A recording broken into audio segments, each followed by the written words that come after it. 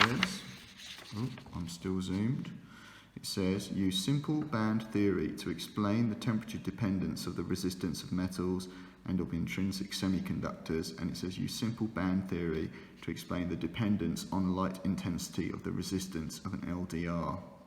Okay, so when it comes to intrinsic semiconductors here, you can read really thermistors. That's what it's kind of talking about there, is that it's saying compare when you heat a metal up, what happens to its resistance or its conductivity to a thermistor, and then use band theory to explain why that is.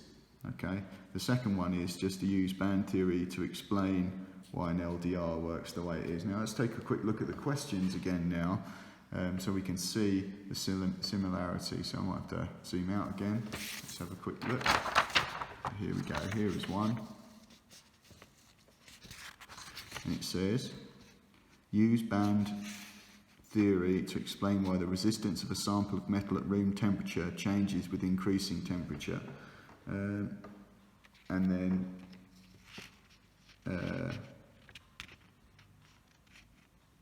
that's interesting that it's that, and it's not really talking about thermistors in that one.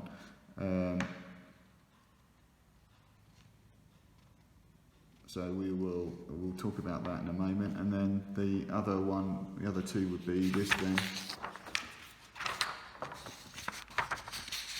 So this one is more directly talking about both. Use band theory to explain why, unlike a copper wire, the resistance of an intrinsic semiconductor decreases with an increase of temperature. So that one is asking us pretty much to directly compare them. So they're slightly differing answers. Then I'll go back to my other question, which is here. Use band theory to explain the dependence on light intensity of the resistance of the LDR when it is at constant temperature. So presumably because if the temperature increased as well, then that would be another way of giving it energy, and it might also change its conductivity as a result. So that is one-sided. It's not asking me to compare to a metal. And I'm looking at LDRs. This one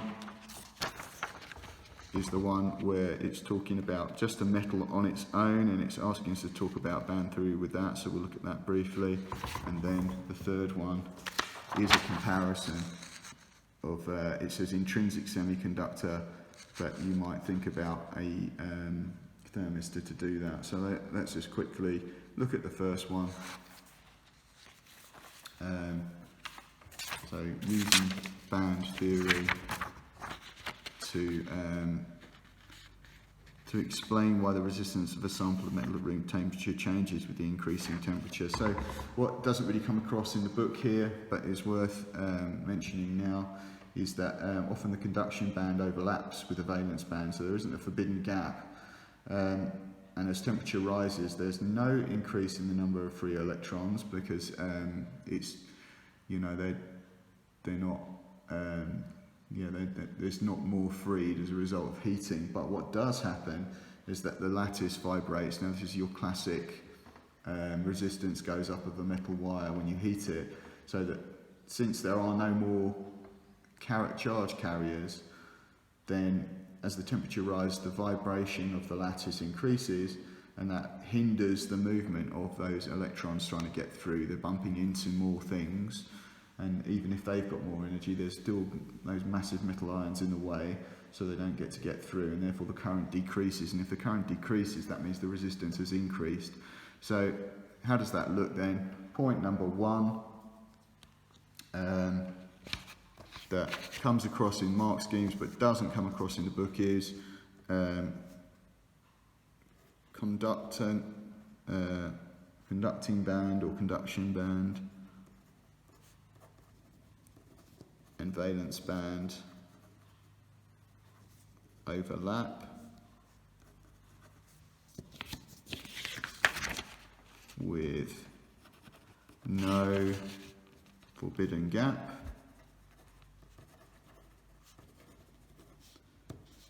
This means that more heat energy does not increase the number of charge carriers. And what you want to say, or what I want to say as a teacher, unlike a semiconductor where it does, but I'm not going to say that. Perhaps we could say it just to keep our heads together. The heat energy does not increase the number of charge carriers.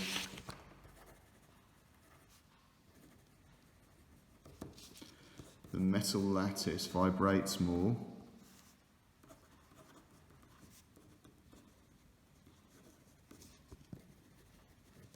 Slowing down free electrons. Therefore, current decreases and resistance increases.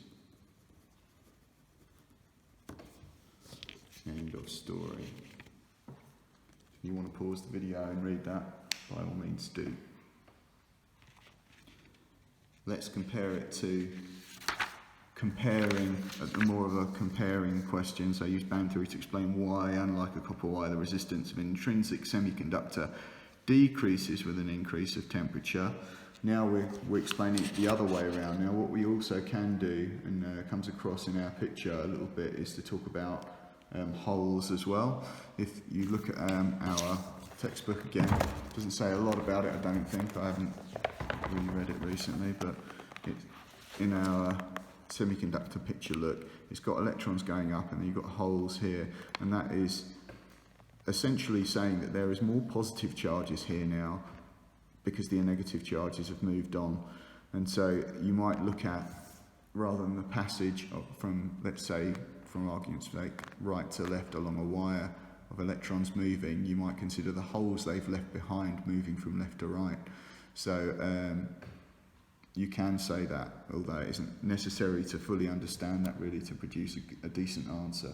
So let's try and put together that decent answer now. So remember, it's a comparing. So I can say in intrinsic semiconductors, increased heat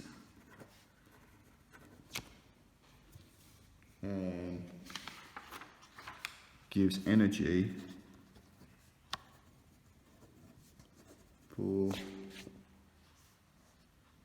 some electrons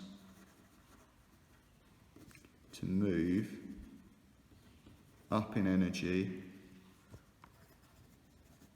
from the valence band to the conduction band.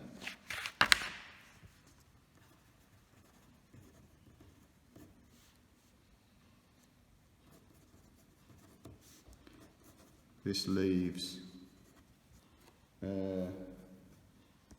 positive holes in the valence band.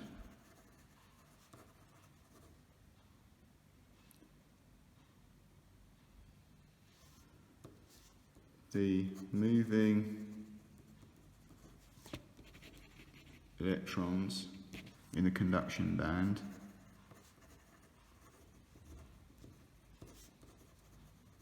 are a current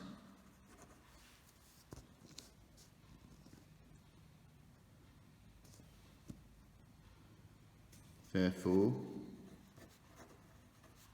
increasing temperature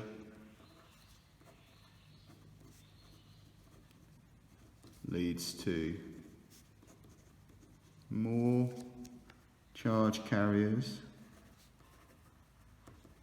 in the conduction band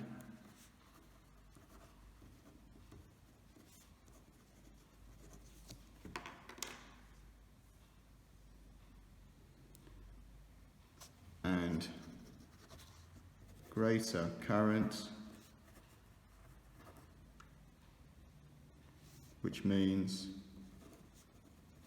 less resistance.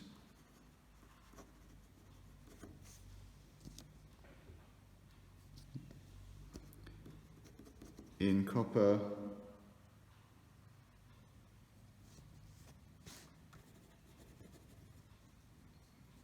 the heat produces more lattice vibration, but no more charge carriers, no more free charge carriers.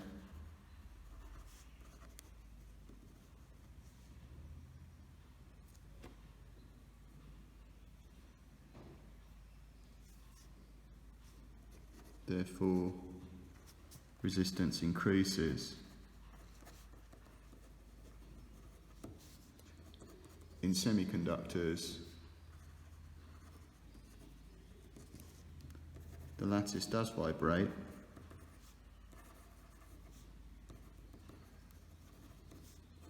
but the effect of more charge carriers outweighs the lattice vibrations.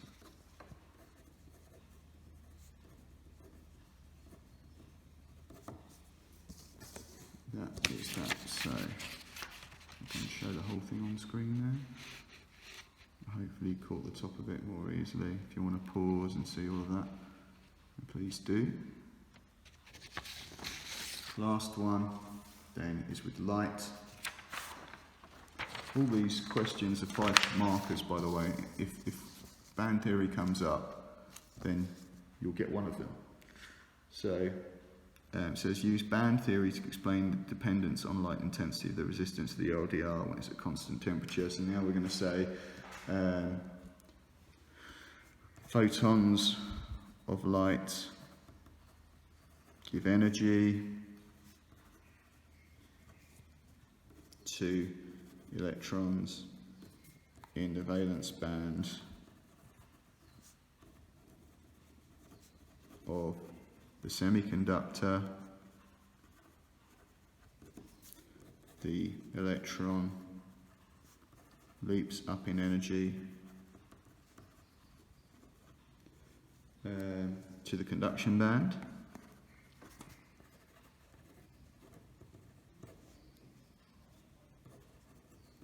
Leaving holes in the valence band as well, so they like that.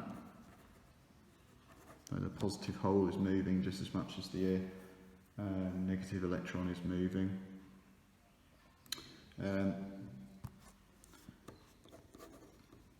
The electrons and holes are charge carriers.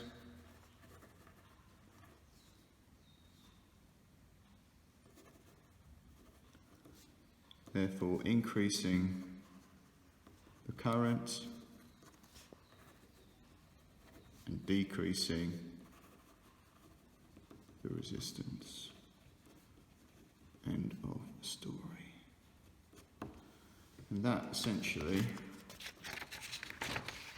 is what I foresee could come up in band theory questions based on what we've seen since entering the syllabus in 2016. There hasn't been too many other combinations. I suppose I can imagine a question more based on part B, understanding the terms valence band, conduction band and forbidden band, and somehow asking for some explanation that we haven't had so far, talking about electrons existing only in those bands, only in conduction or valence, but not in forbidden gaps, because those energy levels don't exist in those atoms through combinations. But I think it's much more likely you get questioned on part A, and even more likely that you'll get questioned on part C or D. So there we are.